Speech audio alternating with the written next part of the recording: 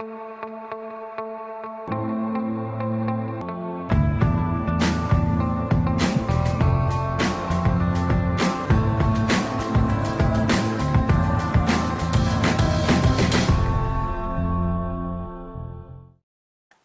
dear viewers. Welcome to Diaspora Point. This is Auma Bella, your host. Today, we have a guest for you, a young man, a very young man from the United States. A Kenyan, but he's seeing Kenya for the first time. Very interesting. Welcome to Diaspora Point. Zack Ikem, tell us about your experience about coming to Kenya. Why did you come? Why did you come to Kenya? You mean we love that you are here, but tell us all that. What motivated you? Well, Asante Sana, first off.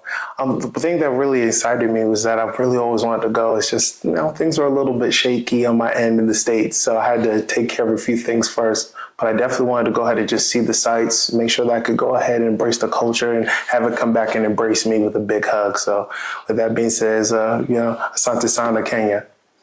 Yes, according to your parents, they could not bring you here when you were a child because of their jobs. Every time they traveled a lot and they traveled on the job. Yeah. And so they could not bring you to come and see the country of your parents' birth. And then you come, you choose, you press for it, you wanted to come. And they respond, they support your coming. And then tell us everything. You arrive at Jomo Kenyatta International Airport and what happens? Oh, it was wonderful. Actually, I have to go ahead and if the camera can see me, I thank you, Mr. Olawach. He was a wonderful gentleman that went ahead and as soon as I touched down, he saw and he was like, I know you, young man. I've seen you before. And he went ahead and pointed to his phone. It was actually a picture of myself. It was just usually like in these States, there's a lot of, hustle and bustle and a lot of impact. The great thing about it is that when I went ahead and I saw the airports in Kenyatta, Kenyatta International, it was very calming. Folks were very embracing. When they saw my passport and looked at my name, they put two and two together and they were excited to go ahead and see me. As soon as I went ahead and came through, just looking at a whole different world, just a lot of possibilities, just a lot of just embrace, but a lot still going on at the same time, but people won't go ahead and actually put you aside. They'll actually stop and go ahead and help you. It was a very wonderful experience. The airport, where did you go? Oh, as soon as I went ahead from the airport, I went outside of the airport, coming from Nairobi, going all the way down. We're driving out, if I'm trying to go ahead and remember correctly, it was a little bit jet lag, so forgive me. But we were passing by, we were just seeing wonderful little skyscrapers, looking at just Nairobi and what it was able to offer. But then the following day, I was able to go to Kisumu just to see just the beauty within it all. Yes. What is your impression of Kisumu? Now, Kisumu is interesting because it showed a lot of culture, but at the same time, it was able to go ahead and show a lot of heritage and history. Specifically, a little bit? Oh, specifically, I would say that just watching just a lot of just the landscapes, looking at, of course, a lot of, the folks that were the villagers that were there, with the matatus that I've always been told about, just passing by with all the way from historical individuals from the past, from the boomer generation, also all the way to showing Kendrick Lamar, showing a Schoolboy Q for my young millennials who know what I'm talking about. But just to go ahead and see that, it was very interesting. What do you think about the motorbikes we have here? Oh man, it's awesome. But I would say I understand the roads could be a little bumpy, so it does make sense to make sure that you have accessible transportation. But to see so many bikes, it was a little bit of a culture shock. Tell me about the food. Oh, the food. Oh my God. It's just amazing, fantastic. Just to go ahead and see, I'm already thinking about just the chapels right now and a lot of the Yamachoma right now, and the Sukuma Wiki is already metastasizing inside of my mind. So, yes. Okay. So, what other foods did you experience apart from Yamachoma, chapel? Of course, is the wonderful cabbages that you've been able to go ahead and create. But also, I will say, The thing that was very delicious was the kuku choma and also the sukuma wiki. I said sukuma wiki. See, I'm already repeating myself. But also the samaki. Samaki. Yeah. So I was going to say that being in Kisumu. I know. I'm right near Lake Victoria. How can I go ahead and be disrespectful like that? Do you know the name of the samaki you ate? Oh, I'm trying to remember exactly. It's okay. You don't have to remember. Okay. But you ate about 3 different samakis from what I was told. But that's fine. Yes. Not a problem. Yes. Now, what else are you here for? Well, also, I'm here to go ahead and make sure that I can incubate my business. It's just taking a little bit of time, but I have a few plans of making sure that I get within the construction field, but also a couple other things as well. But I want to keep that in wraps before that all comes into the fold. Why construction? Well, I mean, one thing I believe in life is that we have to make sure that we go ahead and establish a foundation in all areas of life. It can be, of course, through just making sure when it comes to family or even just making sure you take care of things within the day-to-day. So with that being said, that's something that comes within the inside. I want to go ahead and relay that into the outside and make sure that I can be able to, be a contribution, bring a contribution. See, I'm getting a little tongue-tied. You got me nervous right now. But I just want to go ahead and just show my contributions, of course, back home, and just to be in a position to bring something very wonderful to the homeland of Kenya all over. Your university degree is in internet technology, right? Yes, it's in Bowie State University. It took about 5 different colleges. So don't judge me, but I had to work a lot, but actually 4. But yes, it was Bowie State University. Yes. Now tell me, why are you in construction when you actually, your background was internet technology, and I know you are also in security. Yes.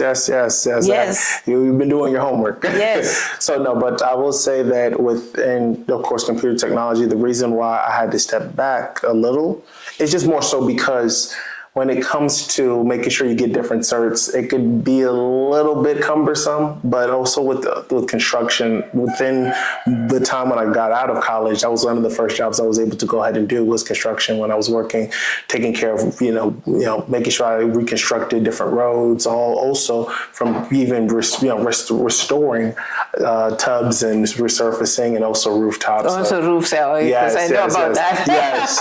So I've done a lot on that. So I was able to go ahead and grow my expertise on that level. Yes. So that's why I'm really more so interested in working within the construction route and also a little bit on the security route, but don't tell anybody.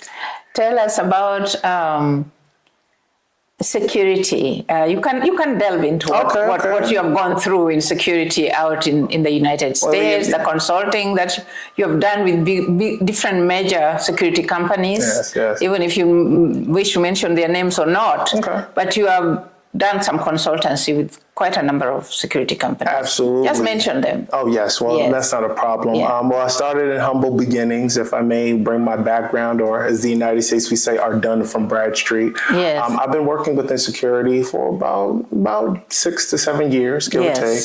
Yes. Started within humble beginnings. We worked within the District of Columbia from small areas, some that were restaurants and bars such as the Hamilton, and later on another somewhat speakeasy or a hidden bar of sorts. Called The Mirror, as well as Never Look Better, and their other spot called The Golden Age. From there, all the way to working from different political figures. Some may be very interesting. Let's just say it like that, from Mr. Donald J. Trump. Yes, at some point you did some security work fairly close enough with President-to-be Trump. Yeah, the president that was and to be Mr. Donald Trump, as well as working for his ex-vice president Mike Pence at one point within the District of Columbia when it came to opening certain events at one point. I will say for Trump, very interesting gentleman. Learned a lot, even when he didn't really speak to us directly, but it was a very interesting take to go ahead and see within his golf course. You said he's spontaneous. He knows He's respectfully, and I hope America doesn't go ahead and hate me for this, but I feel that he's very entertaining to watch, even when you make it feel like he's not watching you, or at least he tries to make it feel like he's not watching you. But he's a showman to an extent. So at some point he's going to to hit a ball, and instead he throws one back behind him. Tell me about that. People scramble. I don't know if you want me to go ahead and give you a play-by-play. Okay. Yes, just a bit. So a bit exciting. I will go ahead and break it down, and I hope no one laughs when we go ahead and relay this. When we went ahead and we're doing security for him, he had a lot of security, even some that you wouldn't even realize were actually doing security or were Secret Service. Yes. He'll go ahead and he was about to go ahead and play a round of golf. He goes and he grabs, usually people protect their golf clubs. Yes. So I guess it was one of the protectors or holders or socks. I'm a novice when it comes to golf, so forgive me. Yes. He went ahead, he grabbed the golf club, threw it behind him, and kept walking forward. A golf club or a golf ball? No, not a golf club, but the actual golf ball. No, that's the ball, but the cover of the actual golf to protect the golf club. Yes. I apologize. A golf bag. Yeah, the golf bag. One of the golf bags. Yes. So he goes ahead. He's about to go ahead and make sure that he's close up to, of course, to make sure that he can go ahead and finish his round. Yeah. Goes ahead. He's like, yes. And this is what I'm just kind of imagining because he was a little bit far away from me. So I'm going to go ahead and make sure that I will get this in. But unlike certain individuals that tried to do certain things to my ear, I will not miss. And then he went ahead and hit the golf ball. So I will give credit. He's pretty decent at golf. He's pretty nice. Wow. He has some nice aim. And I will say that when you go ahead and you work in those areas, you will be entertained. So wonderful. Yes. So do you think maybe one day you can do something security connected in Kenya? Well, prayerfully, I would love to go ahead and make sure that I could, at least make sure I bring my expertise from the United States to Kenya if I'm allowed to. So yes. I don't want to go ahead and step on toes or force any hands. Yes. Okay, so you're leaving very soon. I know. Tomorrow. No, first of all. So what will happen? What will you feel? Tell us about that. First off, I'll be honest with you. If I didn't have to go home, I will stay here a little longer. I'll probably even go ahead and change my whole address if possibly. But I have to go ahead and take care of a few things in the United States. But I know it's gonna really just. It's going to change my whole viewpoint of going to the States, and I'm going to look at certain things and say, this was nice, but I'd rather go back home where I belong. So yes. Yeah, I'd rather go ahead and So stay you mean here. You don't belong here? Oh, no, I don't belong there, respectfully. I know I have my passport and all for the United States, but I'd rather want to make sure I stay in Kenya. You'll come back. I want to come back, and I want to stay a lot longer. So I apologize. Yes. I want to make sure that we get it clear. I want to make sure that I can make this my home. Yes. Wonderful.